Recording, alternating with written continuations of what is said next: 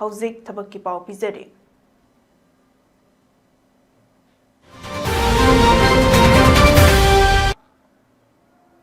General Administration Department na thadorokpa charol notification amagi matung ina department asigi hangduna leiriba secretariat assistant humbudara manga amadi driver nipan gi firm gidamak darkas kauri hariba firm asigi damak masagi chahi kunmathoi dagi kuntra nipan fawbagi manungda leiba posting asiga chanaba mahigi thak loiraba singna tha asigi chahi Englishing ani kunmanga gi January 3 fawbagi manungda darkas pisilakpa yagani hairi General Administration Department na thadorokpa notification amana department asigi hangduna leiriba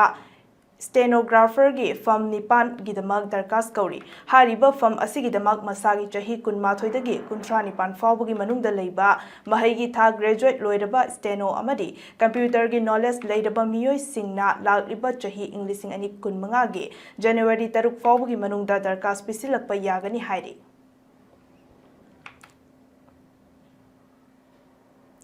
Veterinary Department hangduna leiriba phamsing gidamak darkas kauri hariba phamsing adudi regular posts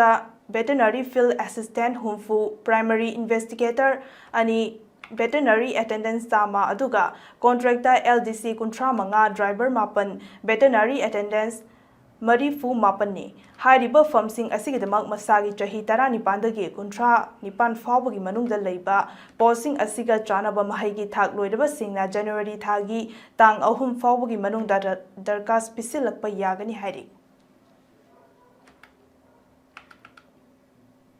State Bank of India SBI gi hangduna leiriba firm chaunga ga humfu taruk ki darkas Kauri hariba phamsing masagi chahi kunmathoi dagi kuntra fawbagi manungda leiba graduate loiraba miyoi singna lagliba January thagi 13 fawbagi manungda darkas pisilakpa yagani hairi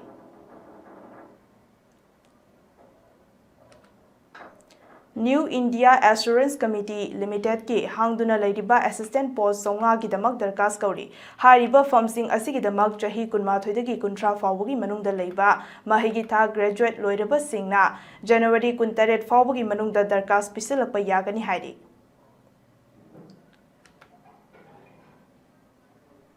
Mathakta pizariba thabak sing asigidamak akupa marol babu parada leiba job center dagi khangbiba yagani